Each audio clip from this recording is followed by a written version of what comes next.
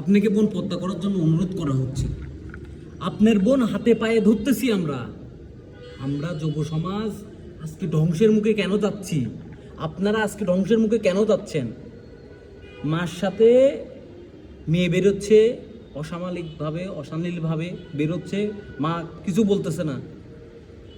মার সাথে মেয়ে বেরোচ্ছে, মা বেরোচ্ছে, বাবার সাথে মেয়ে বেরোচ্ছে, বাবার সাথে মেয়ে বেরোচ্ছে, মেয়ের সাথে বাবা বেরোচ্ছে, ভাই বেরোচ্ছে, এইভাবে চলাফেরা করতেছে, অসামাজিকভাবে চলাফেরা করতেছে। তো এভাবে চলবে ভাই?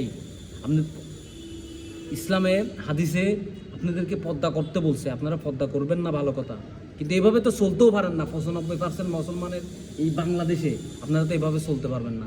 হ্যাঁ, আপনারা চলতেছেন, আপনারা কি পাচ্ছেন? মানে এই চলাফেরার থেকে আপনারা পাচ্ছেনটা কি? আপনারা গুনাহ পাপ ছাড়া আপনারা কিছুই পাচ্ছেন না। আল্লাহর নাজাত তো আপনাদেরকে পেতে হবে, জাহান্নামের হাতের থেকে তো আপনাদেরকে বাঁচতে হবে।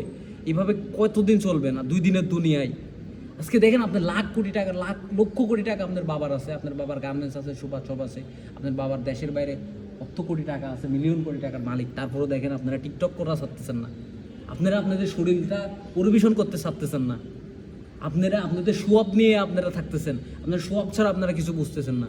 আপনি কি করতেছেন, কোথায় যাচ্ছেন, কোথায় যাইতে, এগুলো আপনাকে দেখাইতেই হবে।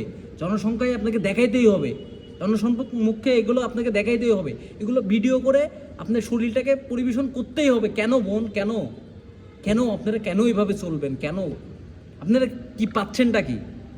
দেখেন, আল্লাহ ছেড়ে দিবেন কিন্তু সাথ দিবেন না। আপনার ভিতরে সে বুঝ দিছে যে আপনাকে এইভাবে চলতে হবে, এই হুকুমটা আপনাকে মানতে হবে, এটা তোমার উপর বান্দা ফরজ করছে, আমি এটা তোমাকে মানতে হবে, কিন্তু আপনারা মানতেছেন না। আপনাদের হিসাব দিতে হবে না? আপনার বাবা যে আপনাকে কিছু বলতেছে না, আপনার মা যে আপনাকে কিছু বলতেছে না, আপনার মা যে এভাবে চলতেছে, আপনারা ছেলে সন্তান কিছু বলতেছেন না, তো এর হিসাব একদিন তো দিতে হবে, দুনিয়ার উপরেই দিতে হবে। আপনারা আখিরাতে তো কী হিসাব দিবেন আমি নিজেই জানি না, আমার নিজের হিসাব আমি কী দিব আমি নিজেও জানি না, কিন্তু আপনাদেরকে কন্ট্রোল করার মতো কেউ আমি পাচ্ছিও না। আপনারা কন্ট্রোল কবে হবেন? এই দেখেন আজকে সিনেমা ইন্ডাস্ট্রি, নাটক ইন্ডাস্ট্রির এরা কিভাবে পরিবেশনটা করতেছে, এদের শরীরটাকে কিভাবে করতেছে। এই শরীর থাকবে, এই শরীরের থেকে যখন রুহটা বেরোয় যাবে তখন তো পড়ে থাকবে শরীর, এই শরীরে কোনো কাজে আসবে না। তখন আপনি কী হিসাব দিবেন? আপনার হাত সাক্ষী দিবে, আপনার মুখ সাক্ষী দিবে, আপনার চক্ষু সাক্ষী দিবে, আপনি কত গুনাহ করছেন, কি করছেন, সব কিছু ওই আল্লাহ তাআলার কাছে সাক্ষী দিবে। তো আপনি কত করবেন? আপনি তো বহুত টাকা কামাইছেন, আসেন না একটু আল্লাহর পথে, আসেন না একটু, আসেন, যা পাপ করছেন আসেন না একটু আল্লাহর কাছে মাপ চান না, মাথা নত হন না। আল্লাহ তুমি আমাকে বহুত কিছু দিয়েছো, বহুত কিছু করেছি, আল্লাহ যা করেছি আর করব না, আল্লাহ তুমি আমাকে মাফ করো। আল্লাহ আমরা যা করেছি আমরা অনুতপ্ত তোমার উপরে, আল্লাহ তুমি আমাকে মাফ করো। আমার মেয়েকে হেদায়েত দাও, আমার ছেলেকে হেদায়েত দাও, আমার ওয়াইফকে হেদায়েত দাও, আমার শ্বশুর শাশুড়ির থেকে শুরু করে যারা আমরা অসামাজিকভাবে আমরা চলি সবাইকে আল্লাহ হেদায়েত দাও, আমাকে হেদায়েত দাও। আল্লাহ জীবনে চলার জন্য যতটুকু হায়াত দিছো এতটুকু থাকতে অনেক কিছু দিছো আল্লাহ, আর কিচ্ছু লাগবে না। আল্লাহ তুমি শুধু আমাদেরকে নাজাত দাও, আমাদেরকে জাহান্নামের হাত থেকে বাঁচাও। আপনারা কবে বুঝবেন? আপনারা সিনেমা যারা করছেন সিনেমা নিয়ে আছেন, আপনারা নাটক যারা করছেন আপনারা নাটক নিয়ে আছেন, আপনারা যারা গান করছেন আপনারা গান নিয়ে আছেন, এগুলো নিয়ে খোদার কসম আপনারা জান্নাতে যেতে পারবেন না।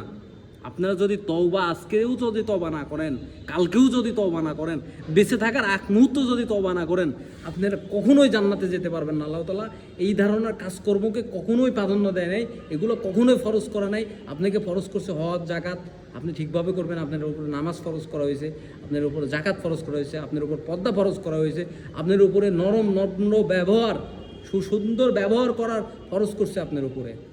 আপনার নবীজির সুন্নত আছে অনেক ধারণা, আপনাকে এগুলো মানতে হবে। নবীজির অনেক সুন্নতের ধারা আছে, এগুলো আপনাকে মানতে হবে।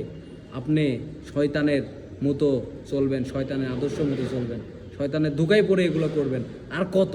আসেন না, চোখ বুঝিলে সব কিছু অন্ধকার, কিন্তু ওই কবরে গেলে সবই কিন্তু আলোকিত হবে, সবই কিছু হবে। এখন হিসাব দিতে হবে। চোখ বুঝলেই না অন্ধকার দুনিয়াতে, কিন্তু ওইখানে তো আখিরাতে যেহেতু আপনাকে হিসাব দিতে হবে, ওই কবরে যেহেতু আপনাকে হিসাব দিতে হবে। আপনি যা করেছেন আসেন, আজকে আল্লাহর কাছে মাথা নত করি। আমাকে আল্লাহ যা দিয়েছে আমি এতটুকুই সন্তুষ্ট, আলহামদুলিল্লাহ। আল্লাহ শুকরিয়া আদায় করি, মালিক তোমার দরবারে শুকরিয়া আদায় করি, তুমি আমাকে এর থেকে বের করো, আমাকে হেফাজত করো, আমাকে হেদায়েত করো, আমাকে মাফ করো, আমার ফ্যামিলি অল গোষ্ঠীকে আমাকে মাফ করো, আমার এই পৃথিবীর মানুষকে বুঝদান করো, এই বাংলাদেশের মানুষকে বুঝদান করো, আমি যেখানে আছি সেখান থেকে সবাইকে তুমি হেদায়েত করো, হেদায়েতের চাদরের ভিতরে তুমি ঢেকে রাখো আল্লাহ। তোমার বান্দাকে তুমি না দেখলে আর কে দেখবে? এগুলো নিয়ে আজকে আসেন না, আমরা একটু চিন্তা করি না? আমরা মরবো, আমাদের মরণ নিয়ে একটু আমরা চিন্তা করি না? আসেন না।